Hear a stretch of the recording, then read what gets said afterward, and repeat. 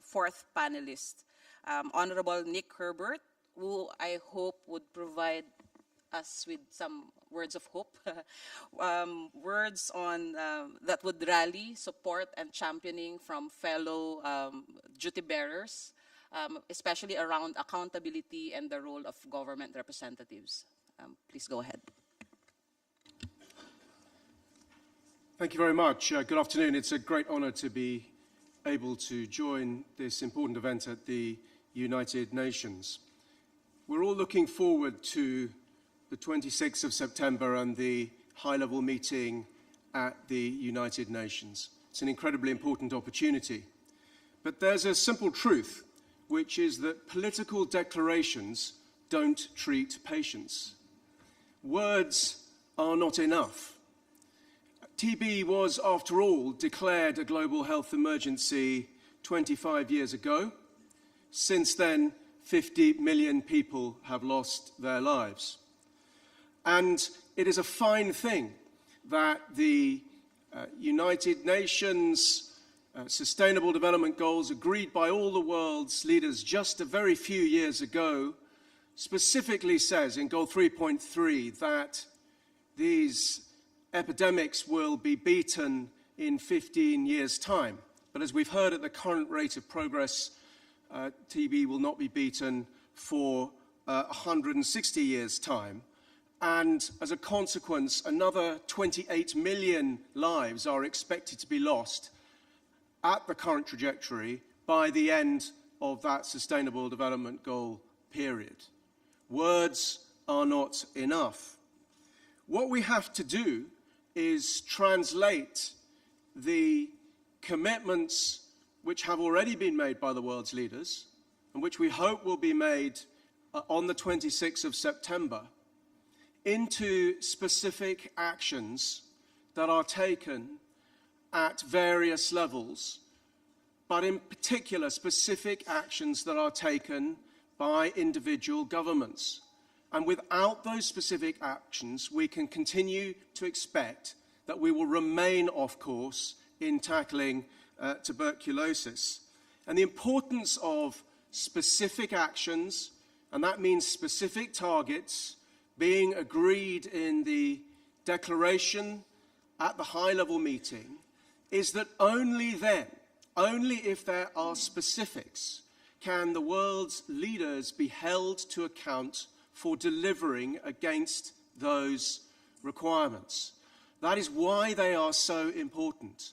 And if there are generalized commitments, it is too easy for governments to wriggle away from them, and too easy for them not to be clear about what it is that they actually have to do, or for those who hold those governments to account in each country, elected representatives such as myself, civil society members, all of the NGOs who will be clamoring for more action, it will be much harder for them if their heads of government are able to say, oh, well, we've done this, but there isn't a specific that enables those who are holding that head of government to account to say, yes, but you haven't done enough.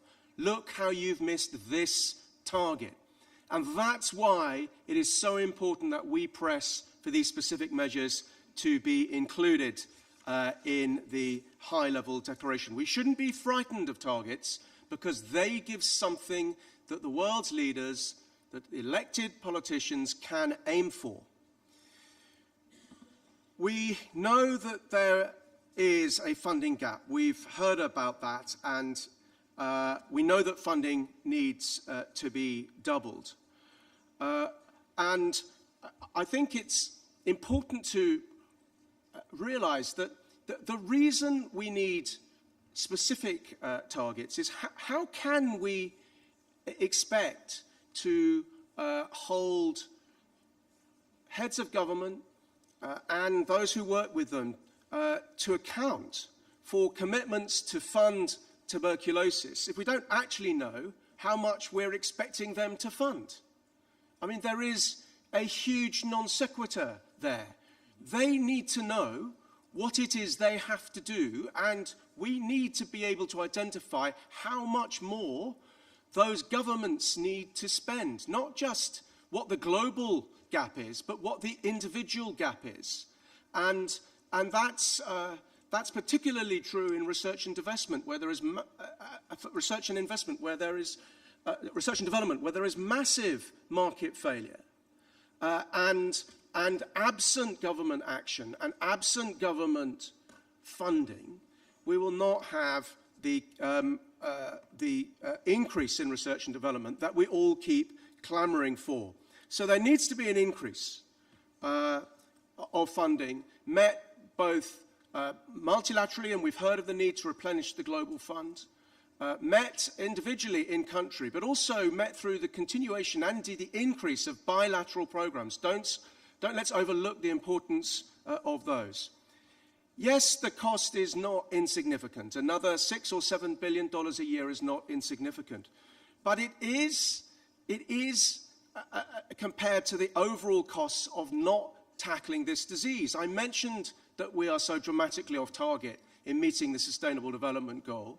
The cost to the global economy of missing that goal over that 15-year period will be $1 trillion. $1,000 billion cumulatively, the cost of missing that goal. That dwarfs any cost of increasing investment in TB programs and research and development. Let me make one final point.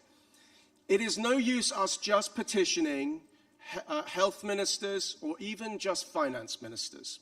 It is heads of government who have the authority and can exercise the leadership to drive the necessary action and to authorize the increase in investment that is needed for tuberculosis. And that is why it is so important that all of us work so hard to get our heads of government to attend the high-level meeting on the 26th of September, as the United Nations General Assembly resolution specifically invites them to do. Words are not enough. We need the heads of government to be there. We need them to make specific commitments to act and with the funding to match, so that we can hold them to account for achieving the end to TB. And that is what they owe their electorates, and that is what they owe the world's poorest and those who are dying. That is what they owe the 1.7 million people a year who continue to lose their lives from this terrible disease. Thank you.